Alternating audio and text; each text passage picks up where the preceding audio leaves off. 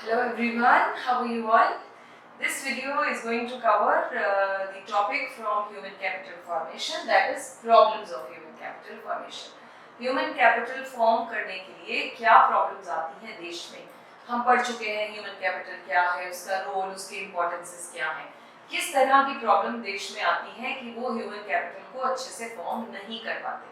पहले तो अब एक general बैकग्राउंड बनाइए अपने माइंड में, क्या प्रॉब्लम्स आती होंगी. सबसे पहले हमारा देश इतना बड़ा है, इतनी पॉपुलेशन है, हमारे पास इतना पैसा ही नहीं है, हम कोई कैपिटल इंटेंसिव कंट्री नहीं है, right capital sufficient country, so we do not have enough money.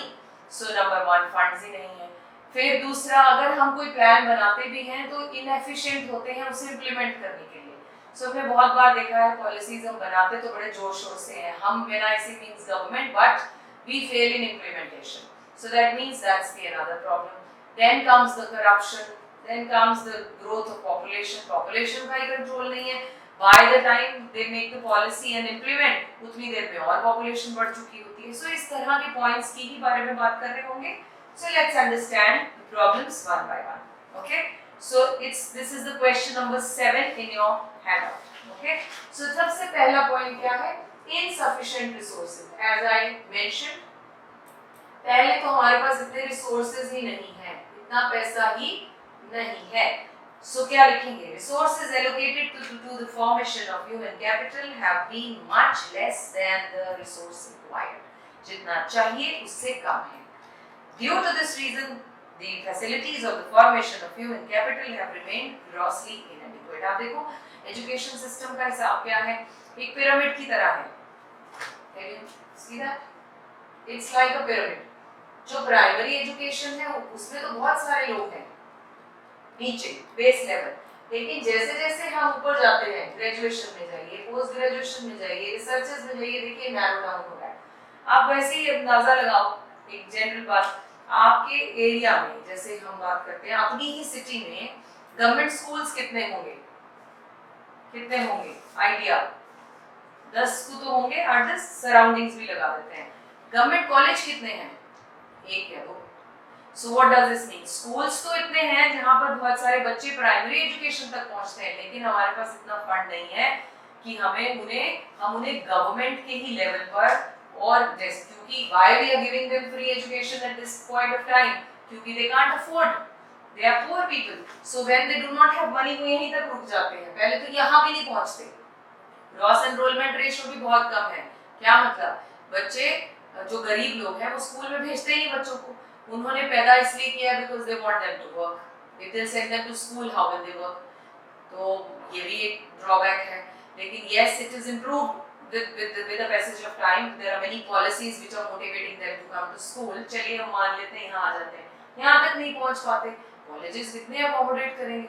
So what does this mean is हमारे पास इतना फंड नहीं है जितना होना चाहिए इतनी बड़ी ह्यूज पॉपुलेशन को पढ़ाने के लिए. ओके, चलिए आगे. सीरियस इनएफिशिएंसीज, मैंने अभी कहा हम इनएफिशिएंट हैं किसमें? इनएफिशिएंसीज. किसमें इनएफिशिएंट है? हम इनएफिशिएंट हैं अपनी पॉलिसीज को इंप्लीमेंट करने के लिए. There is a lot of wastage of society's resources as capabilities of educated people are either not made use of, means they are under unemployed. मतलब हमारे पढ़े लिखे बच्चे घर में फ्री बैठे हैं, तो हमने अपने रिसोर्स का अच्छा यूटिलाइज नहीं किया. वो रिसोर्स है हमारे लिए, हमने पढ़ाया लिखाया फिर भी कुछ काम नहीं कर पा रहे, जॉब ही नहीं, या वो अंडर यूटिलाइज्ड है, यानी वो अंडर एम्प्लॉयड है. जो बंदा 8 घंटे की काम कर सकता है वो सिर्फ 3 घंटे पार्ट टाइम कर रहा है. या एक पीएचडी लेवल, मैंने आगे भी एग्जांपल लेती हूँ, पीएचडी लेवल का बंदा जो है वो नर्सरी क्लास को पढ़ा रहा है. You wasting our resource. Massive illiteracy, non education of many children, poor health facilities are other inefficiencies which have not been attended to adequately and properly. जिनको अभी तक हमने अच्छे से रेंड नहीं किया. लेकिन yes, this government is working very hard towards education, technological improvement. Let's see. Then comes very important point which is happening in the country is brain drain. When I use this word is brain का drain हो जाना देश से, मतलब लोग पढ़ते यहाँ हैं, बच्चे पढ़ते यहाँ हैं, टॉप सीट्स को रिजर्व करेंगे। वो पढ़े, देखो बच्चे कितने इंटेलिजेंट हैं, चाहे वो आप डॉक्टरी में कह लीजिए, इंजीनियरिंग में कह दीजिए, बेस्ट कॉलेज हमारा यूज करते हैं, टॉप सीट को ऑक्यूपाई करते हैं, पढ़ते हैं और यहाँ रुकते ही, क्योंकि हमारा देश उन्हें उतनी सैलरीज, उतना एक्सपोजर नहीं दे पाता और बाहर की कंट्रीज उन्हें पिक कर लेती हैं। देखो अब वो लोग जब वो हमें रिटर्न करने की बारी आई तो वो देश से चले गए। क्यों? क्योंकि उन्हें भी अपनी कैपेबिलिटी, जितना उन्होंने एजुकेशन पे पैसा लगाया, एफर्ट लगाई, अपने आप को एक लेवल दिया, उस लेवल का जॉब तो उन्हें मिला ही नहीं। So that is why foreign companies hire them. That's called brain drain, which is not a good thing for the country. Why people migrate from one place to another in search of better job opportunities and handsome salaries. It leads to a loss of, underline कीजिए, loss of quality people. ये जो quality थे जो ऊपर बैठे थे, like doctors, engineers who have high caliber and are rate in a developed country. High caliber है और उनका high rate है developing countries. The cost of such loss of quality human capital is very high. Next comes is population growth. High growth of population. ये तो मैंने आपको बता ही दिया, इसमें मुझे नहीं लगता मुझे कुछ समझाना चाहिए। High growth of population. By the time they make any policy, they implement, उतनी देर में क्या होता है, population और बढ़ गई। अब क्या करें, फिर resources, फिर disbalance. So the continuous rise in population had adversely affected the quality of human capital. It reduces per head availability of the facility. समझते per head? इस कमरे में 5 लोग रहते हैं तो पर हेड इतनी जगह आई। अगर इस कमरे में 10 लोग रहते हैं तो पर हेड जगह क्या हो जाएगी, कम मिलेगी। बस इसी बात को हम समझा रहे हैं। Several imbalances.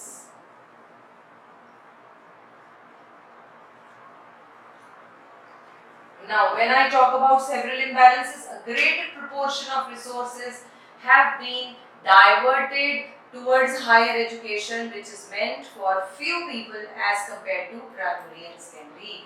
Due to this reason, general productivity of economy has remained low. क्या बोला था मैंने अभी, ये भैया ये पिरामिड की तरह है। अच्छा, बहुत सारा पैसा इनको बनाने में लगता है, ऊपर वाली जो होती है, स्कूल बनाने में नहीं लगता, कॉलेज में भी नहीं, इनको जिसमें पहुंचते ही बहुत थोड़े, मतलब थोड़े से लोगों के लिए ह्यूज इन्वेस्टमेंट और ह्यूज लोगों के लिए कम इन्वेस्टमेंट। इम्बैलेंस ही तो है, बात समझ गए? चलिए आगे। Lack of proper manpower planning, this is a good point. Lack of proper manpower planning. Do you know what happens in the what is happening in the developed nations? उन्हें पता होता है कि हर साल उनके कॉलेज, उनके वहाँ से स्कूल्स, कॉलेजेस से कितने ग्रेजुएट्स और कितने पोस्ट ग्रेजुएट्स निकलने वाले हैं। जैसे फॉर एग्जांपल ग्रेजुएट्स की बात करते हैं तो उन्हें सपोजिंगली उन्हें लगता है 5 लाख ग्रेजुएट्स इस बार निकलेंगे, and they know that tendency होती है कि उसमें से 50,000 लोग या 1 लाख लोग ऐसे लेते हैं मोटा मोटा, वो पोस्ट ग्रेजुएशन के लिए जाते हैं। They will not ask for a permanent job. हाँ, they may do some temporary jobs, that's fine, या उन्हें कॉलेज में ही इंटर्नशिप मिल जाता है। तो अब ये जो 4 लाख लोग हैं, इन्हें कहाँ पर अकोमोडेट करना है? फिर वो देखते हैं कि जॉब निकले कितने हैं, प्राइवेट सेक्टर कितना जॉब उन्हें दे रहा है। So that they are able to find 4 lakh में से जो है 3 लाख लोगों को तो प्राइवेट सेक्टर, क्योंकि इस बार नई ग्रोथ हुई है, कंपनीज ने जॉब्स खोला है, ये सब रिकॉर्ड है उनके पास, तो वो लोग अकोमोडेट करेंगे। अब government has to plan for 1 lakh people so that they should not be unemployed. So क्योंकि अगर वो अनएम्प्लॉयड रहेंगे तो गवर्नमेंट के ऊपर ये अलाउंसेस देने का प्रेशर आ जाएगा। So it's better to give them a job, अपना काम करें, अपना पैसा कमाएं। तो प्रॉपर मैन पावर प्लानिंग होती है, हमारे देश में ये नहीं हो पाती। One reason is population is huge population को मैनेज करना। एक्चुअली हमारा देश अपने आप में बहुत सारे देश को लगाकर लेकर बैठा है, मतलब एक स्टेट जो है वो अपने आप में एक देश है।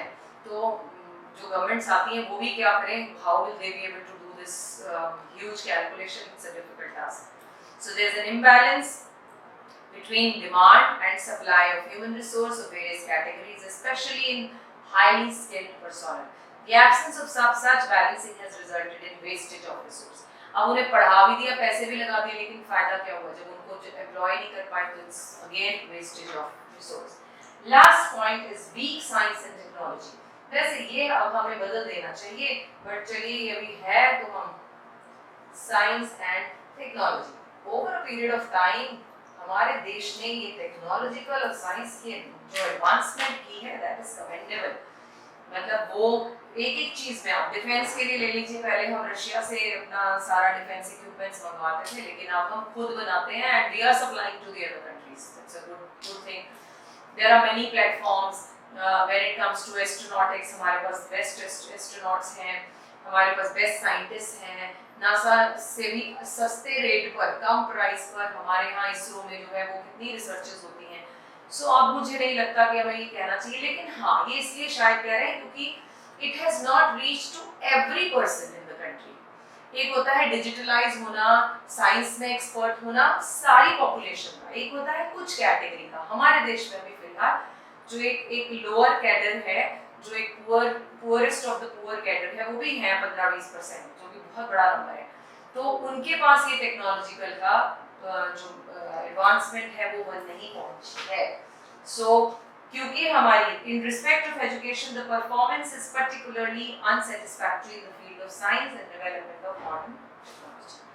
Alright, so these all are the problems of human capital formation. So you must learn all these points, headings first, and then you can learn the content. ये क्वेश्चन कैसे आ सकता है? Either this can come for 3 marks, कि simply problems discuss करें, so you pick up any, or they may write that how several imbalances, brain drain is one of the are the problems of human capital formation. Okay, so you cannot skip even a single point from this. This is what I'm trying to say. Bye bye. Take care.